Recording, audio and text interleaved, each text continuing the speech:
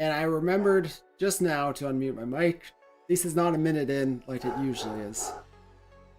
Hope you can hear Maverick downstairs barking. He says hello as well.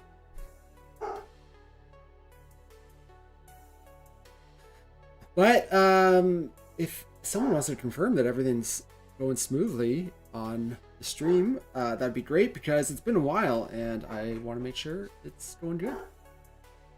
Because today we got some exciting things to talk about, and you can see a little preview of that in the corner of the screen right now. But I'm just going to be chatting a little bit informally about the campaign we have coming up and going on, and all that's involved with that. So, mic is cutting in and out. Hopefully this should be better. Let me know. I've turned it up a little bit, so hopefully we're good now.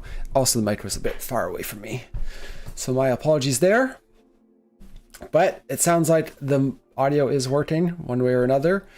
So hopefully this is better and we can get rolling, because... Okay, so no cutting. Awesome. Yeah, I did mute it at one point to go to shout at Maverick, but that's okay. Happy it sounds good. But guys, thanks for joining. I'm super excited about this campaign we have going on. So if you missed the announcement video that went out yesterday, I'd say, well, for sure watch it after this. Maybe not pause, but definitely go back and watch. We'll cover a lot of the information here, but really, I'm just gonna dive in with a deeper explanation of who, what, where, why, and when. And I'll try and cover all those bases, but we're gonna start with what. And what this is an Age of Sigmar campaign. So kind of a narrative background to give context to the battles that we're fighting. Now, there's a lot that went or was considered, and a lot of planning went into this. Me and Ridge spent an 8-hour car drive talking and fleshing out a lot of it when we went to Grand Clash in Quebec. So there was a lot of thought and planning put into this, because there are a lot of logistics and challenges that we had to overcome. Firstly, looking at doing any kind of campaign, there is just, unfortunately, just really significant logistical challenges to doing what we would normally think of as a traditional Warhammer campaign. So if you look at Path to Glory or something, it necessitates having at least 2, but potentially 4 people or more playing the same armies and slowly growing them over and over. And that's awesome and a super cool idea, and I love the concept and really want to do that. I actually participated in one at the start of the edition locally at X Planet, and actually a friend of the channel and a buddy of mine, Mike Story, who I play in almost every league he runs in Southern Ontario, or the kind of Burlington to Mississauga, well, wherever. He runs these events, and he's doing a Path to Glory campaign for the next one, and it's something that, like with many people, is super interesting and enticing. The reason that's a big challenge for the channel, though, is because of the nature of having guests. Now, I'm super awesome to Ridge is kind of Ridge and Ryan are the two people that come and play on the channel the most. I super appreciate all the time and effort and work they put in. And but outside of them, and even with them, there isn't another person here doing it full time, day in and day out, that we can be like comfortably be like, hey, for sure we can guarantee having access to this army, or this person who knows this army, is coming back for more games. A lot of our guests, like, I don't ever, try and want to put expectations of like people, our guests who volunteer their time to come play, of like, I don't want to put any,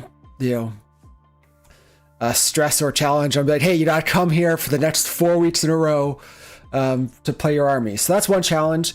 Notably also, we don't want necessarily the same armies on the channel 4 weeks in a row either, or more if the campaign's longer. So those are a couple of the challenges that we're facing. So how do we make it where it's not tied to a player? Like, the campaign isn't tied to a specific player or army, because those are things that don't really make sense in the context of the channel to try to commit to. And that's where the idea that we're going with of the kind of overarching Grand Alliance narrative comes in, where it doesn't matter what factions in Death, Order, Chaos, or Destruction are fighting. The territories they claim, the perks they earn, are going to be going towards the Grand Alliance as a whole. And this also means, I guess, so the perks, I guess, is a good segue. So talking about the perks, which we'll get into in a little bit, in a traditional Path to Glory, you're upgrading your army and growing and expanding it game to game. Super cool, super thematic, love it. I definitely want to do some a proper Path to Glory campaign in the future in some capacity. But that makes for some weird and wacky rules and lists and interactions and different things that the complete community might not be interested in. Like, a lot of our stuff is your traditional match play games, which if you go to tournaments or follow along with tournaments, that's kind of a standard rule set that is compelling there. And to start throwing the weird, wacky Path to Glory rules kind of makes it less interesting to someone who really wants to watch games from the match play perspective. So we also then were like, okay, can we do it so that we don't have our the impact of the campaign isn't like impacting a match play game. Again, another challenge. So the way to do that is what we're doing of having each territory claimed, again, benefits the Grand Alliance. It doesn't benefit any other army or anything during the season, but at the conclusion it will. So again, rather than having 8 weeks of like, Path to Glory games where every army and every list is affected by the growth of Path to Glory, and we're using the same armies and over, that's really cool, really thematic and whatnot, but there's going to be a big set of people who aren't necessarily interested in that. So we don't want to alienate one group or the other. And the obviously what we came up with for the solution of that is having these perks be benefiting the Grand Alliance as a whole. So claiming this territory means, okay, this Grand Alliance, Death, Destruction, whatever, is going to get this perk at the end of the season. Because at the end of our 8-week campaign, there is going to be a playoff. So this will be probably 3 games that are, it will be 3 games that are these ones will be more thematic focused, more affected by like the campaign rules and whatnot outside of our traditional match play. But doing that for a week and a half is much different than doing that for 8 weeks or 9.5 weeks, which some people again might be put off by. Obviously, this is always all an experiment, so we'll just with feedback feel it out and understand what people like and don't like and want to see more of in the future. But at the end of the campaign, we will take our 4 Grand Alliances in order of most territories claimed to least, and so it'll be first, second, third, fourth, and we're to do a seeded playoff, and the first seed will play the fourth place team, so they have potentially, because of how well they've done, they have the easiest road to the finals, and second will play third, also competing for the other spot in the finals. And during this playoff is where we will also be making use of all the abilities and benefits won in these different territories and battles.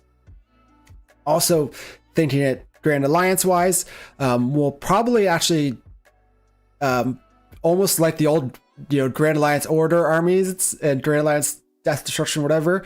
If you remember that from like 4 or 5 years ago when that was a thing in AOS 2, we're going to do more kind of mixed, Death Army could include, Night Haunt, some OBR, some Soul Blight, whatever from Death, and maybe we'll probably focus on 2 or 3 of the 2 to 4 of the factions and have a couple hundred points of each. But then we also, for these grand final battles, want to include the ability to bring some of our epic god models. So we'll be probably scaling things up to 2,500 or 3,000 points, and using Death in an example, bring in the Nagash to lead the Death Army, and he already super well synergizes with a lot of the Death sub-factions. Same as Kragnos for Destruction can integrate and benefit a lot of the Destruction armies. Chaos, we have Archaon, and then Order is a little bit different because there isn't necessarily one big representative model, but we may choose one of the quote-unquote god models in Order and allow them maybe to get one of their abilities to benefit multiple armies or the various factions in the same way that the Order, Death, and Destruction do. Death and Destruction. As some examples. So just as an off the head, because we haven't fully fleshed this, we don't know what we're going to be running at the end by any means, but if it was Techless or something, maybe we let his 5-up ward bubble affect all friendly allies. Something small like that, just in the same vein of Nagash getting to cast his spell on any death unit, Kragnos' ability getting to affect any destruction unit, that kind of thing. So there'll be lots of build up towards this conclusion, and obviously there's 16 territories and 16 buffs available to be earned throughout 16 matches, so each match will be fought over a different territory. And if you've hit the link either in the bottom or the description of this stream earlier or the campaign announcement video, you would have been you could have followed a link to our interactive map, and I have to give a huge shout out to one of our channel members and community members in Discord, and Menendez, who volunteered his time and talents to take the digital map the flat JPEG map that we had and turn it into a digital interactive thing for people to follow along with and see more. So the link in the description is to just a base version of this, where there is even more interaction going forward. So I'm going to dive in and we'll start looking at the map, because then we can talk about some of the perks and the territories available and how, again, this all is going to work. So let me just swap this so that I'm small and the map is big. So excuse the cropping, just using just through the stream, that's how it works. But if you follow the map or follow the link to the map, you are going to find a landing page like this where you can highlight each of the territories. So before we get into that, obviously you can see in the bottom there's all the territories are named. There is some info about what the locale is, like mountainous, rocky. So that was just to help us with planning for boards and whatnot, but it kind of tells you what the landscape's going to be like in these different areas, which is cool and fun. And then we can click on any of the areas. So let's go with this. We got the Luminous Grotto. So should I read the narrative? I won't obviously do this for everyone. Maybe I'll read it for the first one, but just for context of what, these little tidbits include. Hidden within a mist-laden coastal expanse, the luminous grotto is a place of strange and miraculous renewal. Warm rains nourish the land, pooling into crystal clear springs, where bioluminescent mushrooms thrive in the humid air. Their radiant spores carry potent restorative properties, sealing wounds and even reviving those who have fallen. Warriors who partake in these rare fungi emerge rejuvenated, their strength renewed by the land's mysterious gifts. So again, kind of just a narrative flair to each of the regions, both in line with the theme of the board and battlefield we're to be fighting on, but also lends itself to the context of the abilities. And now our channel members, if you guys have been voting or seeing the votes on the battles we've had for the past couple of votes we've put up, you would have seen some of this similar information in those posts, as well as some context about what perks might be associated with those areas. And here, if you find your way over to the map, you can literally go through and look at them all. And this is where we have a clear explanation of the abilities, where previously it was just like, okay, these mushrooms have healing properties. Okay, how does that work out? Well, once per battle in any hero phase, the army in the playoffs or the faction Grand Alliance that owns this territory will be able to use this ability, and they'll be able to pick a friendly unit. And actually, this one might.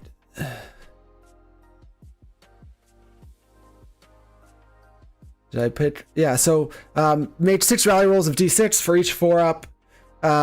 You receive 1 rally point. Rally points can be spent to heal 1 or return a slain model. So that one, I think we might have to double check that one. In hindsight, that pardon issues. I'll double check that one, but in general, it's going to let you rally. I think this one, assuming isn't wrong, yeah, so it says here the unit can be in combat. So maybe I'm just confusing myself, but so pretty standard, ability in terms of like, it's not, these abilities aren't things that we don't see in the game already. So there's ideally nothing game breaking or too game breaking, but it's still a notable thing. Rallying 6 models back in combat is pretty huge. And in any hero phase. So these are impactful abilities if they can be used in the right moment, but they're also only once per battle abilities. So in the playoffs, in the first round, you could use this, and then if you make it onto the finals, that faction could use that again. So that's going to be, again, an example of that. And there's other things, from here's once per battle in your shooting phase, add 6 to your range of your shooting weapons. So there's obviously each of these kind of buffs are themed to the kind of narrative and story of each region. So just cool, awesome abilities that are going to be fun to see play out and have an impact on how things go. And the way it is too, structured. So again, we're having our 8-week campaign where we're going to be able to fight over all these territories. But not only are, the territories dictating the order in which armies or factions are being ranked, or the Grand Alliances are being ranked for the playoff, but then those Grand Alliances with more territories will have more buffs, which means they have more tools in their tool belt or resources to call on in those battles to help them, claim the entire land, which obviously gives them a better chance in the playoffs, but thematically also sets up some pretty crazy underdog potential stories there. With like, I mean, our players can play it that way when it comes to it, where it's like, if whoever's playing the 4th ranked Grand Alliance versus the 1st in the playoffs or in the final final conflicts, they might play a lot riskier and try and play for the doubles or, things like that, or take big gambles because they have a tougher shot. And so I think it'll be exciting to see how these impact the games and make everything play out on the table. But obviously that is 8 weeks away, because we have again, 16 games over the next 2 months to play out before we get a sense of what the picture is going to be in those final games. But yeah, so if you want to take a look, you can obviously go through all the territories, see what the abilities are, and see what the associated benefits and buffs are. And the biggest hope for this and doing something like this is not only to provide something interesting and engaging for you to follow along on the channel, but I would love to hear people taking this map and playing their own games in it, whether it's for a campaign or Path of Glory or just random things with their games with their friends or something. So if that's of any interest, I more than hope people will have fun with it in that way. Now, once the campaign kicks off, the map will evolve and expand or change throughout the games week by week. And now there are going to be some slight tweaks to the version we have here. There's currently, as you can see up here, a show spoilers button. There are no spoilers right now because there have been no games played. But you will see up along the top here, once the campaign starts, there's a week by week kind of tracker that we can go through. Obviously it starts at like kind of the base map. But when you turn on spoilers and you go to week 4, you'll see all the what territories have been claimed by people in like what weeks 1, 2, and 3. But for now, there's no spoilers. But we can look ahead to week 1, and again, we've already had these matches voted on and everything, and they are going to be coming out next week, so the campaign is imminent. So looking at this, we have 2 battles being fought. You can see the 2 territories here. So we have the Shardstone Highlands are being fought, and it doesn't actually, let's see, show spoilers. Okay, it does actually. So it'll show who's in the thing if you turn on spoilers. I don't think that's really a huge spoiler by any means, but this is going to be showing who's participating in that match. So this one is to be Chaos versus Death. Obviously, when we post our schedule the week before, that's going to be known what factions and whatnot. So nothing there. And then when the battle comes out, you'll be able to find the battles and click through them. So if you're finding this map after the fact and you want to like go back and watch all the battles, you can go through and be like, okay, here's week 1, the 2 matches, and you can check those out, and you can just find it right there. Also, or for now, it's just linked to the announcement video because it's just as a placeholder. But so we've got Chaos and Death facing off in the Shardstone Highlands, and then Order and Chaos facing off where is it, in the Shroud Vale. So our first 2 big matches coming out next week for the campaign. I'm pumped for it, and I hope everybody is excited for it as well. Now, next thing I'm going to go over or talk about is the campaign rewards and prizes that we have going on. So if you're a channel member, as I mentioned, we will a week ahead of each match. So I'm going to post that up today, heading into next week. I'm going to post or make a post on YouTube, just in our community tab. And it's just to be a predictions post where up until the time that the battle reports release, you can make your predictions on the match of who's going to win and what you think the score is going to be. Excuse me. Or maybe, yeah. Yes, what you think the score is going to be. So, that's the base thing. We're trying to predict the matchups. If you do want to get involved and make those predictions, obviously you can post it up on those threads. It'll be up for, again, should be like 5 to 7 days before the first battle report releases, and you can make your predictions and try and store points that way. Now, the rewards for the individual predictions are both whoever made the best prediction and anybody or everybody who was like, got the prediction correct, which was obviously to be very tough to do, but we want to reward it if multiple people do. They are going to be immortalized on the channel. Obviously, you guys have probably seen in the past with our Beasts of Chaos army, or in the campaign cinematic little trailer that went out yesterday, or the video. We have in the past, honored our members and supporters and community by naming or letting them name models or characters or whatnot, or naming them after them. Notably recently, we in our Cities of Sigmar army, which you would have seen teased, we let one of our members who has for a long time continued to go above and beyond with like super chats and whatnot, and we wanted to thank and reward him by letting him name a hero. So he did that, and that's the name of our Free Guild Marshal Griffin now, and it made for some epic moments and made for hilarious stories on the table, and it's just lots of fun. And so then we thought that'd be a cool little reward for getting involved.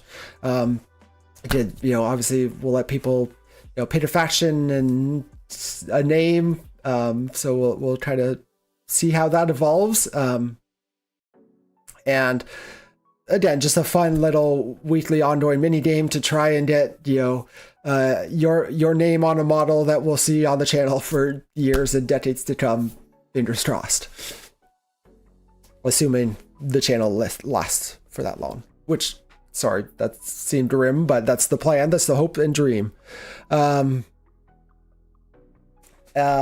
that is it for the weekly rewards. Now, if you are making those predictions, every time you make a prediction, whether you win or lose, we are going to keep track of that. And each prediction you make will earn you a reward not a reward, but a ticket, if you will, or an entry into a seasoned ends draw. So even if you don't make any correct predictions in the 16, including playoffs, 19 games, or maybe it might just be season, at least 16 games, you will have 16 entries still for a chance to win one of two spearhead boxes that we'll send out, and then we will also have a third one just for whoever scored the most points or was the most accurate with their predictions over the season.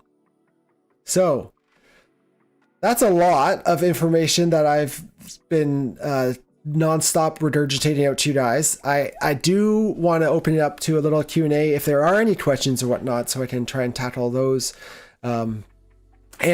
So this information is answered in one place. So if you do have any questions,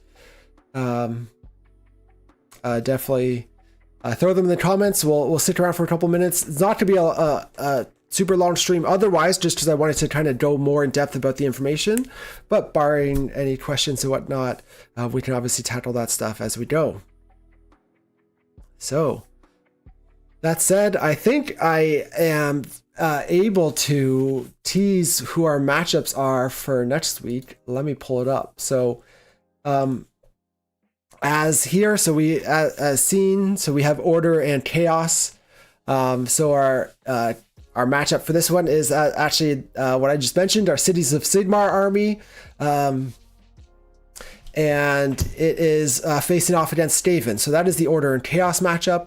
It'll be debuting on the channel early next week.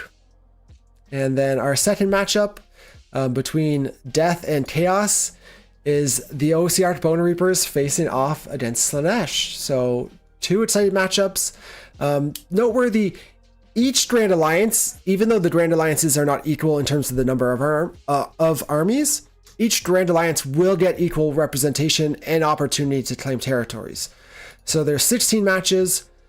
Each Grand Alliance will participate in 8 of them, and we will never have like order versus order games during this campaign. But yeah, that's two exciting matchups, or to kick things off. It'll be spicy and interesting, but we can see. So the first match will have the ability that to be won is an extra 2d6 movement when piling in. I think it is. Or it's not even, it's in addition to a pile in. So I think this is like something like the Storm Drake Guard. The dragons get this. Similar to what like monster trucks have had in the past with the stone horns, but that kind of like extra boost of movement. This territory has giant like bestial skeletons on it, so big dragon bones, so that was kind of thematic in that way. They're spirit lingers. And then for the Shardstone Highlands, this is a standard +1 hit for attacks made just in general, once per battle again, and it also affects companion abilities, which we, for the most part, went out of the way to make things affect companion abilities, even if they previously didn't. Something like crit hits, or something to that effect. We've generally tried to be companion inclusive, because companions get the short end of the stick a bunch. But those are all, the two territories and the perks on the line for this first game. And just going to circle back. Easy Dutch in chat says very clear explanation. Thank you. I tried. And you're just looking forward to it, which is awesome. That's really, we just wanted to have some fun. The idea of doing a campaign is something that's been like so often requested on the channel, and because of the limitations and obstacles I mentioned earlier, it, like, when you see the finished product, you're like, oh, cool, this makes sense of how you're gonna run it. But the amount of thought and planning it took to get to this point is very significant. So to all my friends that I've brainstormed with it and talked to about it, they deserve a lot of credit. Again, especially Ridge, who helped brainstorm a lot of this out on our big 8-hour drive to a tournament. But then Fabian asks, and Fabian, I'm pretty sure I've mentioned this, but and maybe he's just doing this for everyone's benefit, but asking if the playoffs are going to be mono faction, and they will not. They will be representative of the whole Grand Alliance. So again, we'll probably be looking at like 2,500, 3,000 point battles led by a big god model like Nagash or Archaon or something. And they will probably include 3 factions, I'd say, so that we can have like 500 to 600 points of each faction and have their own internal synergy there. Maybe more, maybe less. I don't know that we're going to have super tight requirements or anything. It's just kind of more of thematic, battles. So, which is going to be really cool to see, again, the whole Grand Alliance come together at the end.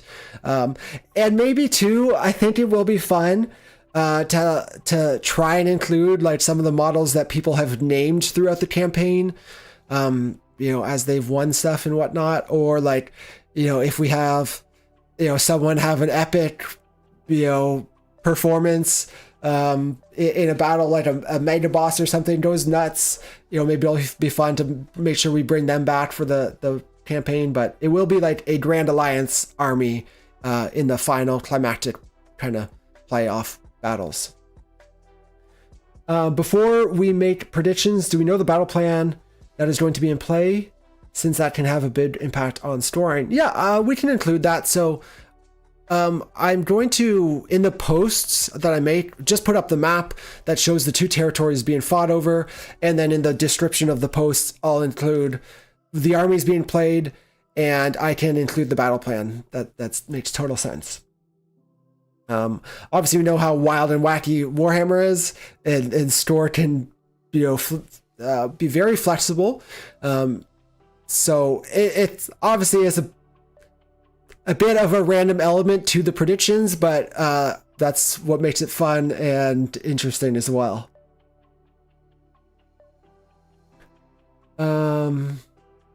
If Death wins in the Shardstone Highlands, does that mean The future Death Army can use that ability, or no, correct. So only at the end, and it's Andre who is the one who created this this map, and A&D Menendez in our Discord. But Andre is, yeah, let's give a shout out to him in chat. He's the one who made this interactive, awesome map for us out of his own goodwill and volunteered efforts. But yeah, Fabian, don't worry. Again, this is standard games that, yeah, we'll talk about that. But no, this otherwise the campaign is pretty standard. Sorry, like if you don't care about the campaign, which to be fair, some people won't or might not, and that's fine. But otherwise, our games are still to be standalone match play games. And I will just, there may be some, I mean, like with our Spearhead tournament, there will just be some mention of like the greater ongoing thing in each match. We're like, hey, today we're fighting over this territory for the overall campaign. But if you don't care about that, it doesn't matter, and you can just watch the game for what it is. We'll still continue to get 2 battle reports each week, Fabio, so the same amount of battles. Again, it's still 2 standard match play games. The games outside of the background stuff for the campaign, the games are going to be the same as everyone's used to, barring the end with the kind of climactic conflicts of the playoffs. So yeah, that's that. I will again be making a post. I'll do it in a little bit after we jump off stream for people to start making their predictions. And I'm excited. I hope other people are excited too. It's going to be an interesting test. First time we've done something like this. So I definitely welcome and want to open the floor for any feedback we get from the community. But yeah. That's it, guys. I hope you're excited. We got 2 big matchups to kick things off next week. But before we even get there, this Friday we have a big matchup where me and Ridge played a 3,000 point battle because, and thanks to you guys, we have hit 30,000 subscribers on YouTube, which is super awesome.